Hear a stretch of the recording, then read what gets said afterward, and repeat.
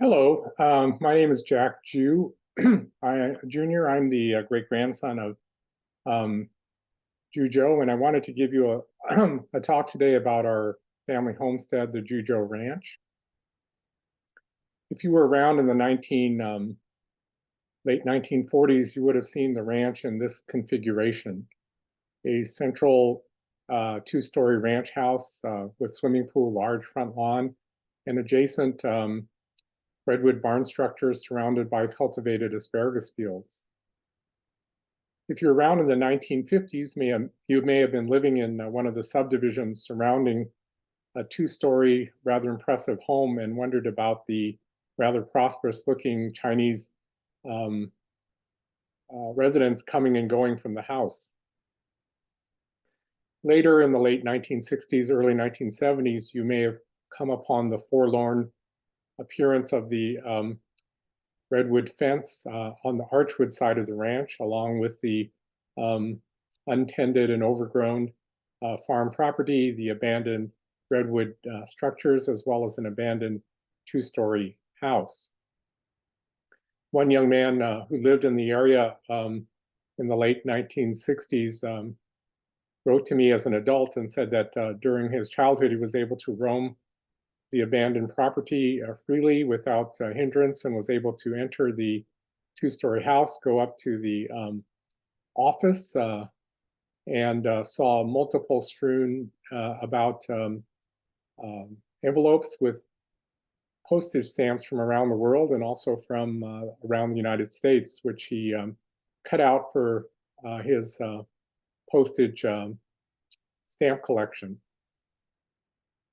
Later, much more recently, you would have seen the property in this configuration as the Van Nuys Tennis Ranch, a private tennis club which was used for high school tennis games from local high schools in the area. And if you played a tennis game there, you might have wondered about the two-story house that served as a clubhouse, as well as the redwood barn structures adjacent. Well, in 2015, the ranch property was designated as possibly being eligible for historic preservation by the Los Angeles Historic Resources Survey Report as an extremely rare example of an early ranch in the West Van Nuys area of the San Fernando Valley, as well as for its immigrant roots, which we'll discuss today. The Jujo Ranch originally ran north to south from Van Owen Street to Victory and east to west from Havenhurst to Balboa Boulevard. These redwood barn structures were constructed on the ranch property in 1919 and were the last surviving redwood barns in the San Fernando Valley. Well, unfortunately, attempts at historic preservation of the site by the Lake Balboa Council, as well as members of my family, were unsuccessful. And several years ago, the remaining redwood barn structures, as well as the two-story ranch house, were leveled in preparation for a high-density residential development. What I wanted to do today is to give you a personal reflection about why the ranch has changed through all the years, as well as what the ranch meant to me. This is a picture of me as a young kid with my mom on the porch of our house on Rubio, directly behind the ranch. I was 11 months old at the time. The house that we were living in was a 3-bedroom, 1-bath house. It was from the Southwest Property Subdivision. My grandfather Santong had sold the asparagus property around the main ranch to Southwest for subdivision in the early 1950s, and reserved some of the property for his own family. My father, Jack Jew Sr., who was the eldest son of my grandfather Santong, got this house directly behind the ranch, behind the redwood fence that I showed you earlier. I'm happy to say that it's still very well kept up, even today. I spent many a day playing with my aunts and uncles in the Juzhou Ranch. This is a picture of my one of my birthday parties with my auntie Pengeline to the left, my auntie Suyen to the right, my great grandmother Leung Shi, who was the wife of Juzhou, as well as my cousin Jimmy Loon. My cousins, my brothers and sisters spent many afternoons playing on the ranch. To us, it was a Disneyland, really area of adventure and childhood wonder. The swimming pool was, to us, was a large lake rather than a swimming pool, and we spent many afternoons swimming there behind the main ranch property, ranch house. My grandfather Santong would spend afternoons in the main ranch house relaxing with us and telling us stories of the old days. Well, as I grew up, I spent many times playing along the grand staircase, rose-colored silk staircase in the main house. And this gentleman would stare down on me above the mantle. Actually, my grandfather Santong had commissioned a portrait of my great-grandfather Juzhou based on this picture. And this was the gentleman who stared down to me as a little child. It really fueled a lifelong obsession to find out more about who he was and more about the history of the ranch property. Well, our access as a family to the ranch came to a sudden end in the early 1960s because of a lawsuit between my grandfather and his sisters over inheritance of the property. At the time, as a child, we didn't know much about the reasons for the lawsuit other than there was some bad blood between grandpa and his sisters. All we knew is that he, my aunties and uncles, were evicted from the property, and we, as members of my grandfather Santong's family, were unable to access the property ever since. Well, in the last 12 years, I've had time to research our family history more thoroughly, and I've started an internet blog with the help of my Auntie Suyen. It's called the Juzhou Clan History Blog. The web link is juzhouclan.blogspot.com. One of the more interesting stories is the relationship between my great-grandfather Juzhou on the left, an illiterate Chinese farmer, with Otto Brandt on the right, one of the mover and shakers of late 19th century Los Angeles. A little history on my great-grandfather on the left. He arrived in San Francisco in 1874 as a poor peasant from Guangdong, China. He had secured his passage on the steamship by working as a cabin boy, then was sent to Marysville and St. Helena by the Chinese Six companies to work in the vineyards as a vineyard laborer, then worked on the coastal route of the Southern Pacific Railroad between San Jose and Los Angeles, then became a houseboy or household domestic for the pioneer Chatsworth Niels Johnson and Ann Wilden Johnson family, and then became a successful potato farmer. Meanwhile, on the right, Otto Brandt was a successful, the first president of the title insurance company, Ticor of Southern California, which is still in existence today, and a successful real estate entrepreneur in the Los Angeles area. The nature of their relationship is a very interesting story, which I won't go over here, but is detailed in the blog. Suffice it to say that my great-grandfather entered into, worked for Otto Brandt doing multiple real estate deals in which he was a shadow for investor for Otto Brandt, buying and selling real estate. Through friendship with Otto Brandt, Zhuzhou also became friends with other famous people in late 19th century Los Angeles. Harrison Gray Otis, the editor of the LA Times, and his son-in-law Harry Chandler, assistant editor. Well, in 1902, Zhuzhou realized his dream of going back to China, having made his fortune as a successful potato farmer, as well as in doing real estate deals with Otto Brandt. He moved back to his village in Shenzhen, China, and married, he was 44 at the time, and married a 19-year-old Leung Shi, and had two boys, my grandfather San Tong on the left, and his my great uncle San Yu on the right. Well, I wouldn't be talking to you today, and I would still be in China if it wasn't for another family event that caused Zhuzhou to immigrate back to the United States. Around 1906, well, let me back up and say that Zhuzhou had sponsored his younger brother, Zhu Shi, to immigrate to Los Angeles. Zhu Shi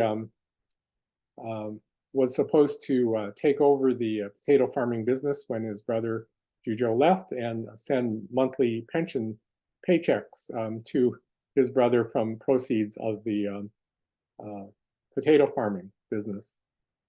Zhu Shi, however, felt that he really wasn't cut out to be a potato farmer. He became educated in English, took courses at Pomona College, ultimately dropped out of college, sold the potato farming business of his brother, and led off for Paris, France for the high life. Well, at that time, Zhuzhou suddenly had no money coming in. Economic conditions for farming was still very dire in China. It was a time of turmoil. And so he left. Zhuzhou left. He was unable to bring his family over at the time because of immigration laws. In fact, he himself was, it was difficult for him to immigrate back, but through the help of his friend Otto Brandt and Harry Chandler, he was able to secure passage back to the United States. He became very successful again as a potato farmer, and was then able to send for his family in 1918. My grandfather, San Tong, had not seen his father and had no memory of his father, as Zhuzhou had left when my grandfather, San Tong, was only 4 months old. When they immigrated in 1918, my grandfather, San Tong, whose immigration picture is on the left, was 13 years old.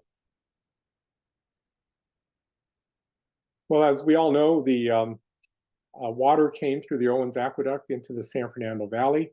Otto Brandt, along with Harrison Gray Otis and Harry Chandler, as well as other gentlemen, formed the Big Five Syndicate, Los Angeles Home Suburban Development Syndicate, that subdivided the San Fernando Valley.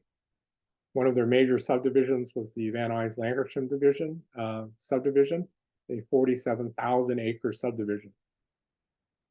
Well, at the time, Zhuzhou's dream was to own land of his own. He was leasing land prior to that as to grow his potatoes.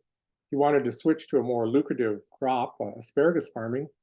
But there was a complication because in 1911, the Alien Land Law had passed. And he was as a Chinese born in China, the Alien Land Law was the first law to prevent a specific ethnic group born abroad from owning land in California. And it prevented Chinese born abroad from owning land.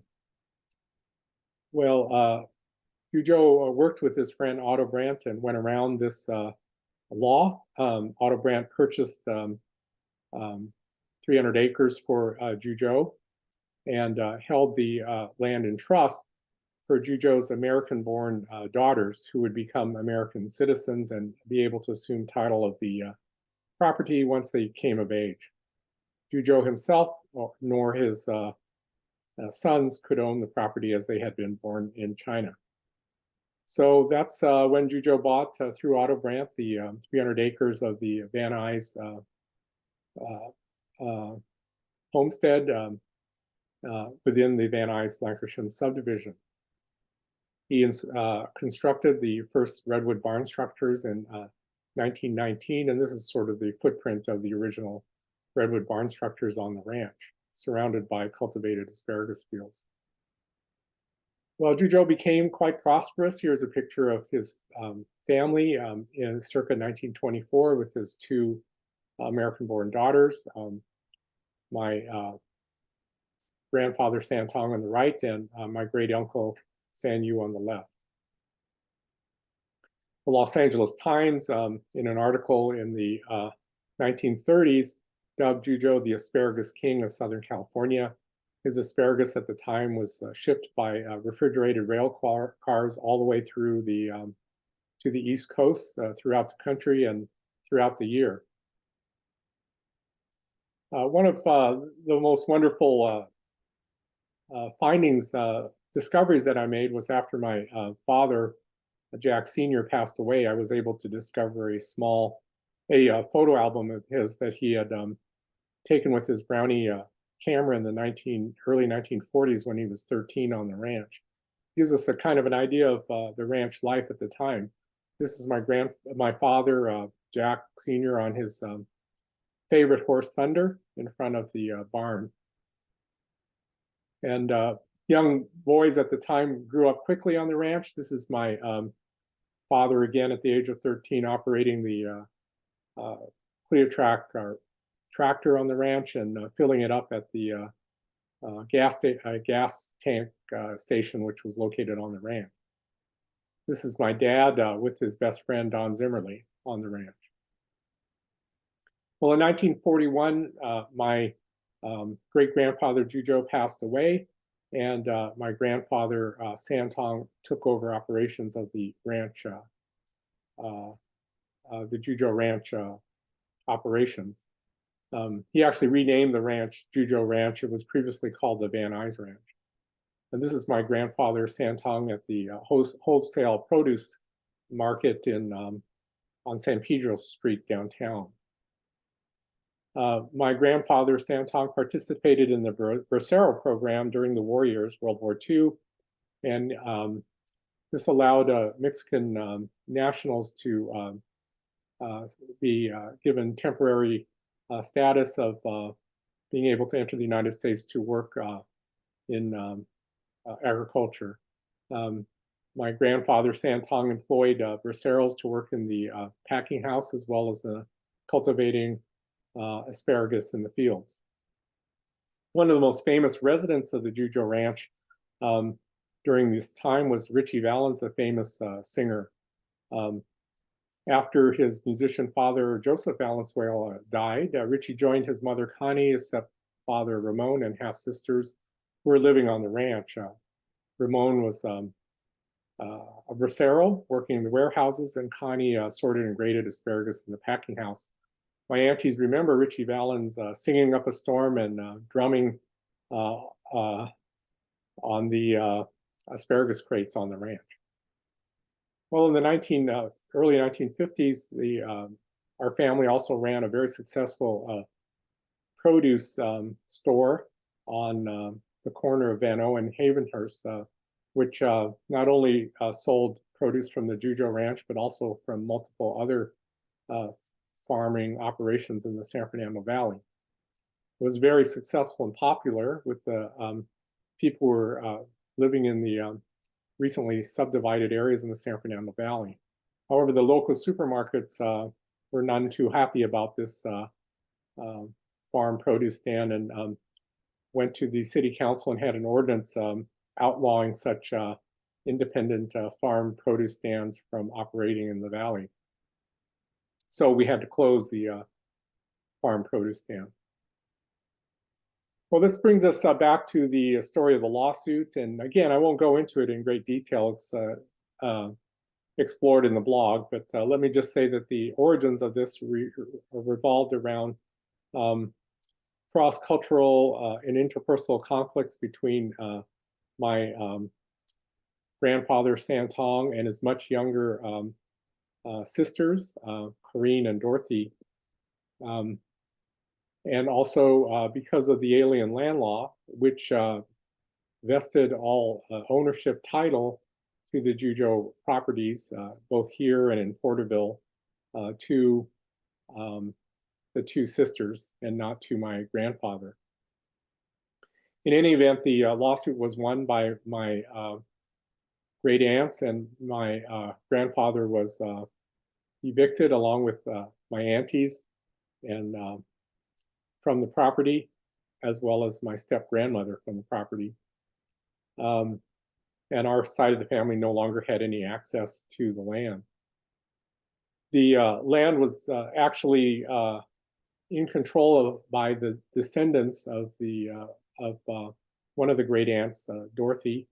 And they were the ones who basically originally left the ranch property untended and then developed a private tennis ranch. And then it's descendants of my great aunt who basically leveled the historic properties recently and slated the area for development into high density real estate development.